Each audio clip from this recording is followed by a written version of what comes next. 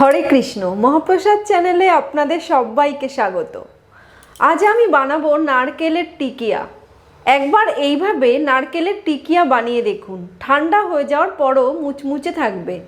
Subscribe করুন আমার YouTube চ্যানেলকে আর তার সাথে বেল আইকনটি প্রেস করার পর অল নোটিফিকেশানে ক্লিক করুন আমার রান্না সবার প্রথম দেখার জন্য। তাহলে চলুন এবার শুরু করি। নারকেলের টিকিয়া বানানোর জন্য আমি এখানে 1 কাপ পরিমাণ কোড়ানো নারকেল নিয়েছি। এবার প্রথমে এই নারকেল কোড়ার মধ্যে আমি প্রায় 5 টেবিল চামচ পরিমাণ চীনাবাদামকে ভেজে গুঁড়ো করে রেখেছি। দেখুন পুরোপুরি গুঁড়ো হয়নি, প্রায় আধ ভাঙা হয়েছে। আমি এটাকে এর মধ্যে দিয়ে দিলাম। এরপর আমি এর মধ্যে প্রায় 1/2 কাপ পরিমাণ ধনেপাতা কুচি দিয়ে দিচ্ছি। ধনেপাতাটা বেশি দিলে টেস্ট খুব ভালো হয়। ধনেপাতার পরিবর্তে আপনারা এর মধ্যে কারি পাতাও দিতে পারেন, তবে সেক্ষেত্রে কারি পাতার পরিমাণটা একটু কম দেবেন। এবার এর মধ্যে প্রায় 2 টেবিল চামচ পরিমাণ কাঁচা লঙ্কা কুচি দিয়ে দিলাম। এরপর আমি এর মধ্যে 1 টিস্পুন পরিমাণ কালো জিরে দিচ্ছি। 1/2 কাপ পরিমাণ চালের গুঁড়ো আমি এখানে দিয়ে দিলাম। এবার আমি যে উপকরণটা দেব, যেটা খুব গুরুত্বপূর্ণ এটাকে মুচমুচে রাখার জন্য, সেটা হলো চিড়ে। আমি এখানে 1/2 কাপ পরিমাণ চিড়েকে পরিষ্কার জল দিয়ে ধুয়ে রেখেছি। এটা কিন্তু ভিজিয়ে রাখতে হবে না, সঙ্গে সঙ্গে ধুয়ে নিলেই হবে। এখন এই চিড়েটাকে আমি এর মধ্যে দিয়ে দিচ্ছি।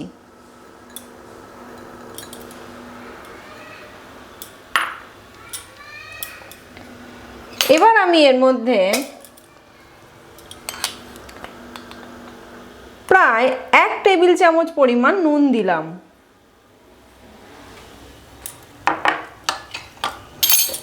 সব শেষে আমি এখানে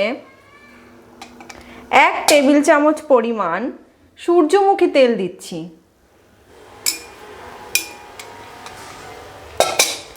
এবার সব উপকরণকে প্রথমে শুকনো অবস্থাতেই হাত দিয়ে মেখে নেব।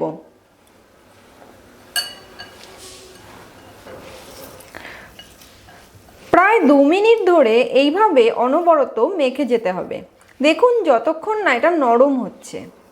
আর মুঠো করলে এটা এক জায়গায় চলে আসছে। এই দেখুন আমি মুঠো করছি, এটা এক জায়গায় জড়ো হয়ে আসছে। আমি কিন্তু কোনো রকম জল এখানে ব্যবহার করিনি। এটা 2 মিনিট ধরে মাখতে মাখতেই এই রকম নরম হয়ে যাবে আর এক জায়গায় জড়ো হয়ে যাবে। এখন টিকিয়া বানানোর জন্য এটা কিন্তু একদম তৈরি হয়ে গেছে।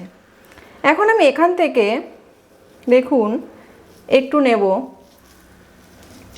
এইভাবে চেপে চেপে মুঠো করব, তারপরে হাতে নেব, নিয়ে একটু এইভাবে গোল করব, করে চাপ দেব, যেই রকম টিকিয়ার আকার হয়। সাইডগুলোকে হাত দিয়ে দিয়ে এরকম সমান করে দেব। দেখুন এই রকম আকার করে এইগুলোকে তৈরি করে নিতে হবে।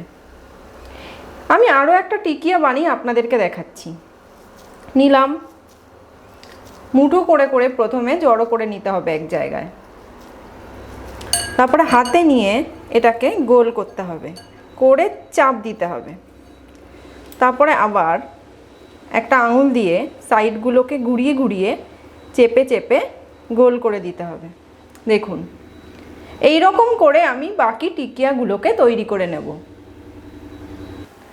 এইভাবে এক এক করে আমি সব টিকিয়াগুলোকে বানিয়ে নিয়েছি। দেখুন টিকিয়াগুলো আমি হাতে নিয়ে দেখাচ্ছি।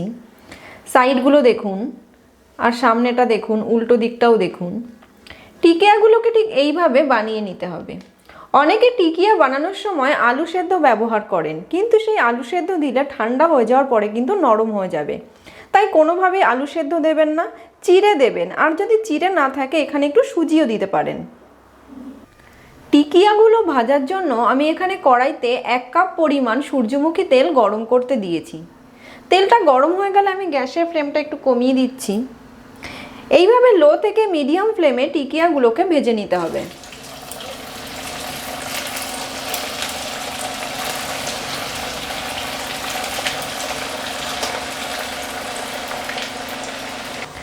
কিছুক্ষণ বাদে টিকিয়াগুলোকে একটু উল্টে পাল্টে দিতে হবে।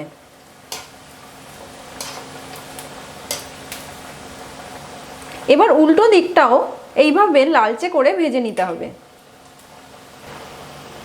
টিকিয়াগুলো একটু লালচে করে ভেজে নেওয়ার পর আমি তেল ঝরিয়ে টিকিয়াগুলোকে তুলে নেব। দেখুন, ঠিক এই রকমভাবে ভেজে নিতে হবে। এইভাবে আমি বাকি টিকিয়াগুলোকেও ভেজে নেব। আমি সব টিকিয়াগুলোকে ভেজে এই প্লেটে নামিয়ে নিয়েছি। এখন এখান থেকে একটা টিকিয়া নিয়ে আমি আপনাদেরকে ভেঙে দেখাবো। দেখুন, এই টিকিয়াটার চারিদিকটা দেখুন কতটা মুচমুচে। এবার আমি টিকিয়াটাকে ভাঙবো। এই দেখুন, ভেতরটা দেখুন কি সুন্দর, ধনেপাতা নারকেল চিড়ে কি সুন্দরভাবে ভেতরটায় তৈরি হয়েছে। আপনারাও বাড়িতে এই রকমভাবে টিকিয়া বানাবেন আর আমাকে কমেন্ট করে জানাবেন যে আপনাদের কেমন লাগলো। এখন আমি বাকি টিকিয়াগুলোর ওপরে একটা তুলসী পাতা দিয়ে এটা রাধা মাধবকে ভোগ অর্পণ করব। আজকের আমার এই রেসিপিটি যদি আপনাদের ভালো লেগে থাকে তাহলে আমার চ্যানেলটিকে সাবস্ক্রাইব করার জন্য অনুরোধ রইল, আর পাশে থাকা বেল আইকনটিকে অবশ্যই প্রেস করে রাখবেন, তাহলে আমি নতুন কোনো রান্না দিলে তার নোটিফিকেশান সঙ্গে সঙ্গে আপনাদের কাছে পৌঁছে যাবে। আজকের মতো তাহলে এই পর্যন্তই। আবার চলে আসবো অন্য কোনো দিন নতুন কোনো রেসিপি নিয়ে। সবাই ভালো থাকবেন। হরে কৃষ্ণ।